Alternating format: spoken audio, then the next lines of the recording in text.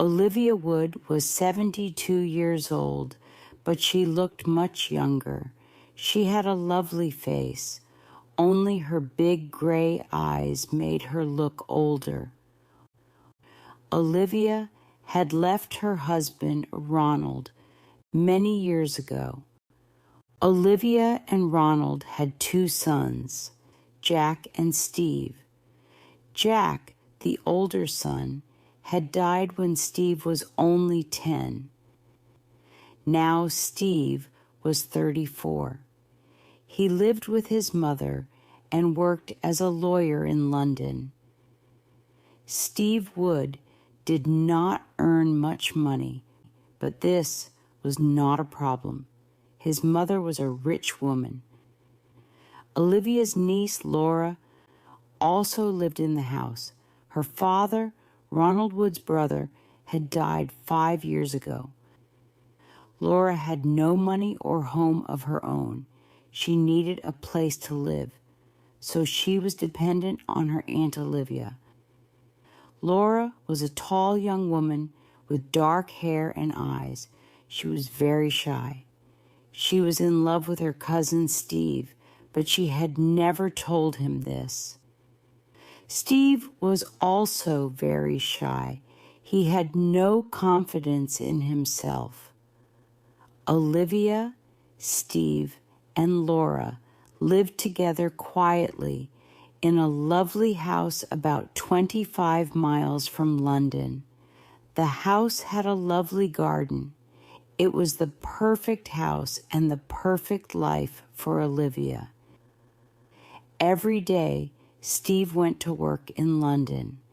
Then, when he came home, the 3 of them, Olivia, Steve, and Laura, ate dinner together. During dinner, there were always candles on the table. Olivia liked candles because the soft candlelight made her look young and beautiful. After dinner, they had tea in the warm drawing room. The room was filled with beautiful furniture.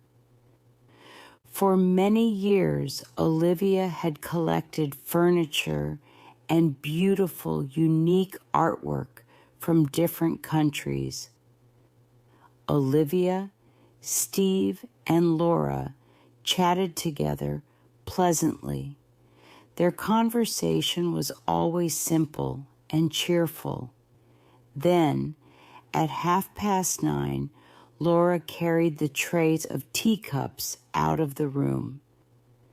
Steve always stayed and continued talking to his mother.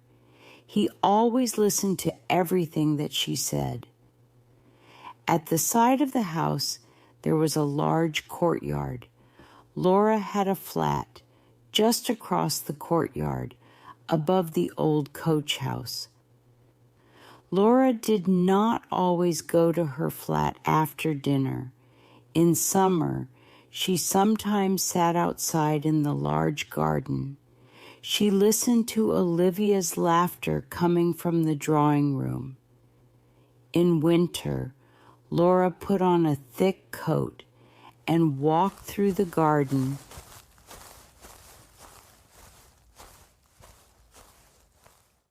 and down to the little bridge over the lake. She liked to hear the water running under the bridge.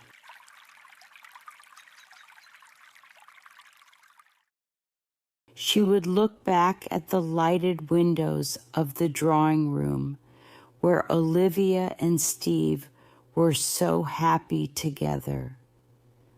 Laura loved Steve.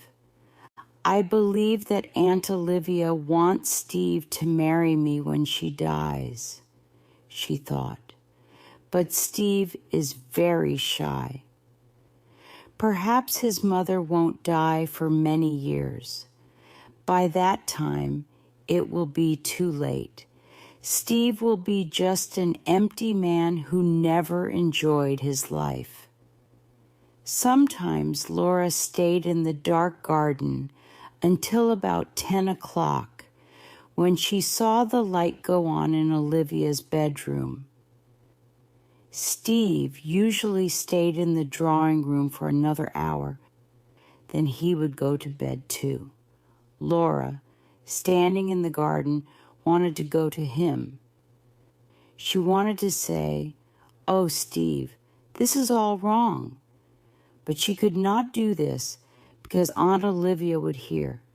So she went to her own room. In the mornings, Steve went to London at about 10 o'clock. Olivia rested in bed. She came downstairs at lunchtime. Sometimes she did not leave her bedroom until tea time, but she always looked fresh and young. Olivia always liked to rest in the afternoons. When the sun shone, she liked to lie outside and bathe in the warm sun. The courtyard was surrounded by trees. The sun shone right down into this courtyard, so it was a perfect place for sunbathing. Here, Laura put a chair for Olivia to lie on, a large umbrella, and blankets. If the sun became too hot, Olivia could lie in the shade of the umbrella. One afternoon, Laura decided to sunbathe too.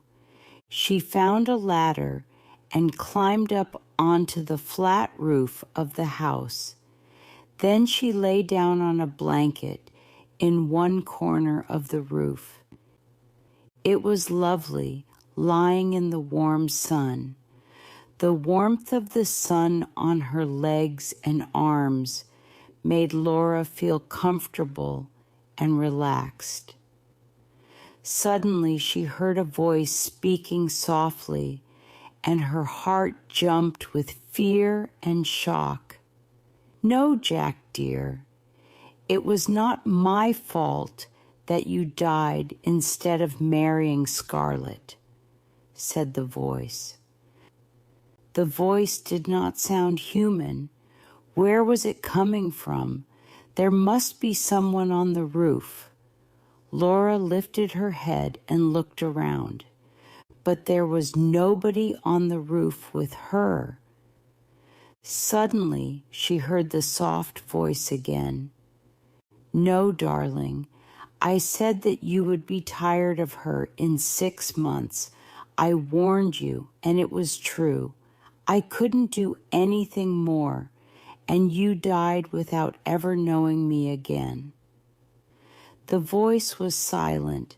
Laura lay on her blanket. It was a beautiful summer afternoon. Did the voice belong to a ghost? Laura hated the idea of ghosts, spirits, and magic. Then she heard a deep sigh, and the strange voice spoke again. "Ah, well, a heart must feel pain, but it wasn't my fault, dear. It is better for a heart to feel pain rather than break from sorrow. And Steve could marry poor, boring Laura tomorrow if he wanted to, but he doesn't care about her." Laura sat up quickly. She was very surprised. It was Aunt Olivia talking. It must be Olivia. Where was she? And how was Laura hearing her strange whispers? Olivia must be lying right below her, and she must be using a trick to make her voice sound strange. Olivia was trying to frighten her. Laura was still afraid, but she was now thinking more clearly. Laura lay down again. She knew the story of Jack, Steve's older brother. Jack had been in love with Scarlett, a beautiful young actress, but his mother had been against Scarlett and had laughed at Jack. Jack had become ill with a brain disease and died at the age of 23. I think that I should get up now, the voice was saying. I've had enough, son. A woman might live forever if she has enough sun, love, and good food. I truly believe a good life will make me live forever. That is certainly Aunt Olivia's voice, Laura said to herself.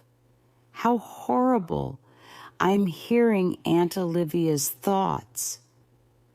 Laura turned and looked down in front of her. She was looking at a hole in the corner of the roof. The pipe for taking away the rainwater went down into this hole. The water then came out of the rain pipe near the ground. Suddenly, a whisper came out of the hole. Well, Olivia, get up. You've had enough sun today. Now Laura understood. Aunt Olivia was lying below her, and the rain pipe was carrying her voice up to the roof. Aunt Olivia was speaking her thoughts aloud. She did not know that the sound of her voice was going up to the roof. So Aunt Olivia was feeling guilty about Jack's death. He had died, and she thought that it was her fault. Laura believed that Olivia had loved her big, handsome son, Jack, more than she loved Steve. Jack's death had been a terrible shock for Olivia. She only loved Steve because Jack was dead. Laura put on her clothes, picked up her blanket, and carefully climbed down the ladder. As she went down, she heard her aunt calling, "All right, Laura." The lovely lady had finished sunbathing. She was returning to the house. Laura went into the courtyard. She picked up Olivia's blankets and the chair and put them in the house. Then she looked for the opening of the rain pipe. She found it in the corner of two walls outside the house. The mouth of the rain pipe was almost hidden by the leaves of a plant on the wall. When Olivia sat in her chair and turned her face to the wall, her mouth would be near to the rain pipe. Laura had heard her aunt's voice. No ghosts or spirits had made the voice. That evening, after they had drunk their tea, Olivia stood up and said, "The sun has made me so sleepy today. I shall go to bed now. You two sit and talk."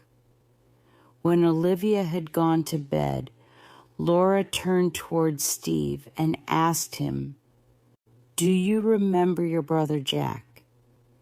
Steve looked at her in surprise and said, "Yes, very well." "What was he like?"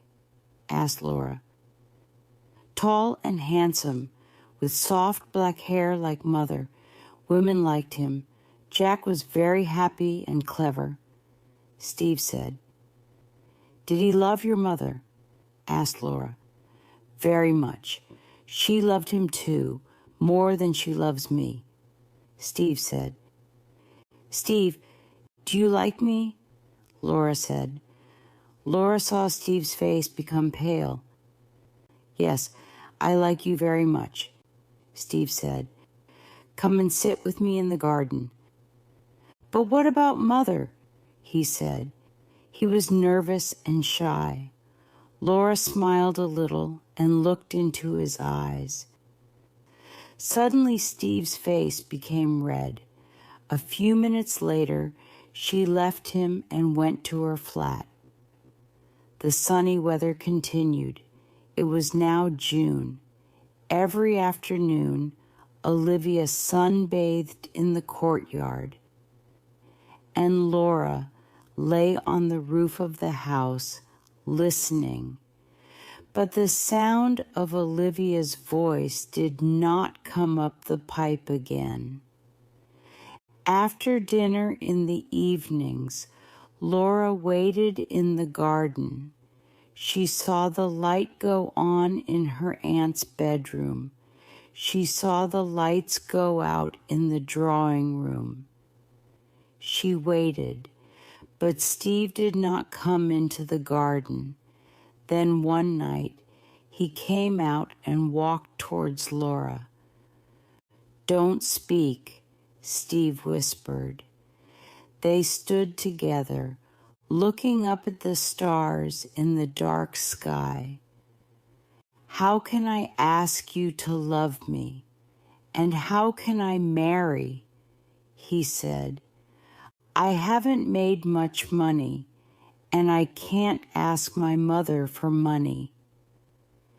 "Then don't worry about marriage yet, but do love me a little," Laura said. They sat down in silence, and he held her hand. At last, she said good night, stood up, and went to her room. The next day, Laura lay on the roof, sunbathing. Suddenly she heard her aunt's voice from the rain hole. First, Olivia spoke in French, then she spoke in English. "No, Steve, dear," said Olivia's voice. "You will never be the same kind of man as your father, but you look like him. Louis was a wonderful lover. Louis, Louis, how you loved me." The voice stopped speaking. Laura realized that her aunt had a secret. Olivia's husband, Ronald, had not been Steve's father. Steve's father had been a Frenchman called Louis. "I'm disappointed with you, Steve," continued Olivia's voice. "Your father was a priest, but he was the best lover in the world. You are like a cold fish, and Laura is like a cat who is trying to catch you." Laura suddenly put her mouth near the hole in the rain pipe and spoke. "Leave Steve alone. Don't kill him too." There was a silence.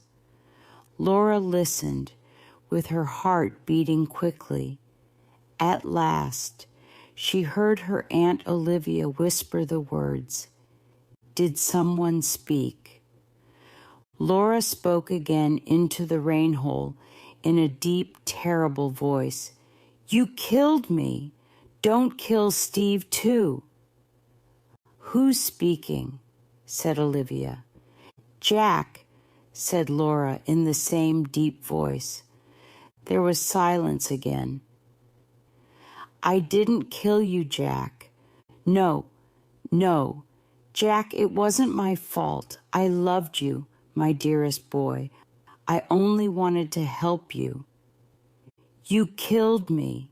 Now let Steve live. Let him go. Let him marry," Laura said in deep voice. "Jack, are you a ghost? Have you come to punish me for your death?" said Olivia. "Yes, I have come to punish you," said Laura in a terrible, frightening voice. She was very angry with Olivia. She felt that her anger was going down the rain pipe to her aunt. At the same time, she almost laughed. This was a very funny conversation. Laura lay and listened. No sound came from the rain pipe. The afternoon had become cooler. Black and gray clouds had covered the sun. there was a roar of thunder.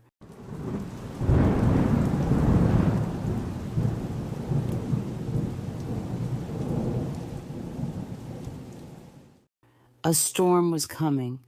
Laura dressed quickly, went down the ladder, and ran to the courtyard. "Aunt Olivia, did you hear thunder?" Laura asked. Yes, I am going inside the house. Don't wait for me." Laura watched her aunt go inside the house. The sky was getting darker. Laura took the blankets and the chair and hurried inside. Then the storm began. Olivia did not come downstairs to tea because she did not like thunder. Steve did not arrive home until after tea. By this time, it was raining.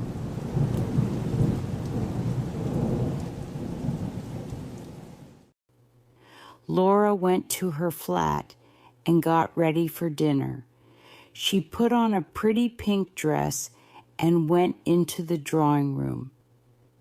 Steve was waiting. He was standing by the drawing room window and listening to the rain falling. He now had a different look on his face as he watched her.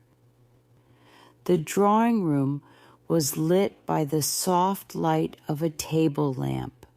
Laura walked towards the study table near the door.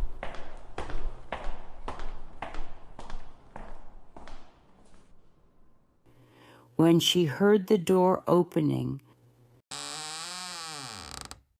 Laura suddenly turned on the switch of the ceiling light. Her aunt, wearing a black dress, stood in the doorway. The strong light showed her face clearly. Olivia was wearing makeup, but her face looked old and full of hate. "Mother, you look like a little old lady," said Steve in a shocked voice. "Aren't we going to eat dinner?" asked Olivia angrily. Olivia sat at the table, getting angrier and angrier. She looked very, very old and very ugly. Laura and Steve watched each other. He was very shocked by his mother's face. "You pour the tea. I hate it. I'm going to bed. Good night," said the old woman quickly. There was silence. At last Steve said, "I'm afraid that mother isn't well. She must see a doctor." The rest of the evening passed in silence. Steve and Laura stayed in the drawing room. A fire was lit. Outside, cold rain was falling. At about 11 o'clock, the door opened, and Olivia came into the room. She shut the door and came to the fire. Then she looked at Steve and Laura with hate in her eyes and said, "You two should get married quickly. You are so much in love." Steve looked up at his mother and said quietly, "You believed that cousins should not marry, Mother. You told me that often." "I do believe that cousins should not marry," replied Olivia. "But you're not cousins. Your father was a French priest, Steve. He was a great man, and he was too great to have a weak son like you." With a terrible look on her face, Olivia left the room. Olivia had gone mad. Her madness went on for a week. The doctor came and told her that she must sleep. He gave her drugs to help her, but she did not take the medicine. She walked in her room looking ugly and full of hate. She would not look at either Steve or Laura. At first, Laura was frightened by what she had done. She realized that her trick had made her aunt mad. Laura almost felt sorry for the terrible thing that she had done. Then she thought, this woman is the real Olivia.